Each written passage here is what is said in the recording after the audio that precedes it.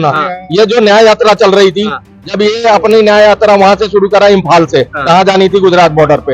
आपको तो अरुणाचल से कर देना चाहिए था, जहाँ पे दिक्कत है, जहाँ चाइना दावा ठोकता है वहाँ नहीं जाना था।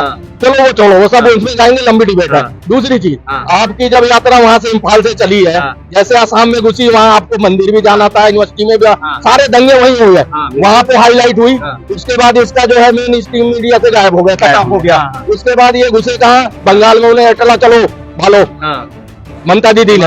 उसके बाद ये आए यहाँ पे, वहाँ पे नीतीश चाचा गायब हो गए बिहार में, ठीक है। उसके बाद इधर आए अखिलेश, बोलते हमें बड़े निमंत्रण बुलाया नहीं जाता, हम तो 11 सीटें देकर डिक्लेयर करके बैठ गए। तो जहां जहां जाते गए वहां पतन होता चला गया। वहां से सीटें क्या, वो जो भी था वो भी वजूद में से खत्म। तो इनके जो टूल किट थे, उन्होंने प्लान बी तैयार करके यहाँ रखा था 13 तारीख का। अब बाकी आ गए ना यहाँ, इनका क्या काम? सभी चुनाव में गए हैं, सभी जितने भी वो है कार्यकर्ता, सब चुनाव में व्यस्त है। कांग्रेस वहाँ क्या कर रही है? क्या बात कर दिया आपने? ये धर्म नेताओं में बांटे हैं, कांग्रेस ने बांटे हैं कि भाई कांग्रेस के पास कोई मुद्दा नहीं था, उनको 1.5 घंटे का भाषण तैयार करके देना था। इनके को देते क्या? इनके पास दिखाने को कुछ था नहीं। ये देखे ये आखिरी प्लेटफॉर्म था जहां से उनको लॉन्च किया जाना, और ये भरपूर वहाँ। अगर मान लो तुम्हारा चुनाव का टाइम है, तुम वहाँ क्या कर रहे हो बॉर्डर पे? समय सिचुएशन और कंडीशन बहुत टफ है।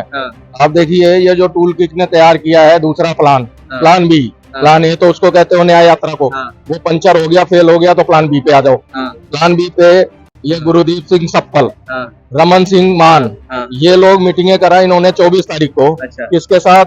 भूपेंद्र सिंह हुड्डा, उनके साथ यहाँ हरियाणा में मीटिंग हुई 24 तारीख को। फिर वो गए, सैंपा है जो फ्रेंच दाढ़ी वाले, इनके एडवाइजर, वहां पे गए, वहां से वापसी आए। 26 तारीख को घोषणा हो गई कि भैया ऐसा है, किसान रैली फलाने तारीख से घोषित। अब देखो उनका ट्वीट देख लो, किसका? राहुल गांधी का, उसी दिन का, कि भैया आज बड़ा ऐतिहासिक दिन है।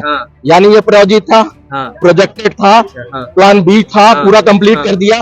उसके बाद इन्होंने भारत जोड़ो यात्रा करी, 2 राज्यों में चुनाव जीत गए। इनके टूल किट ने ये कह दिया, सारा श्रेय उसको दे दिया गया, इसको दे दिया, सारा श्रेय दे दिया कि भैया राहुल गांधी को। 3 राज्यों में हार गए, तो वहां पे जनता के मुंह की खानी पड़ी। उसके बाद ये जीएसटी को एक्सेप्ट कर लिया जनता ने, लेके गुजरात पहुंचे, वहां से भी मुंह की खाए, वहां भी थप्पड़ पड़े। उसके बाद इन्होंने नोटबंदी को लेके इश्यू बनाया, जनता ने उसमें भी नकार दिया इनको बुरी तरह से। तो वही कह रहा हूँ, ये जितने भी फेलियर है गिनते जाओ, कोई लिमिट नहीं है। एक आदमी को लॉन्च करने में इतनी ताकत लगा दी इन्होंने। आज देखो 30 साल हो गए उनको। ये कहते हैं ना कि भाई हम किसानों के साथ हो, कैसे हो भाई?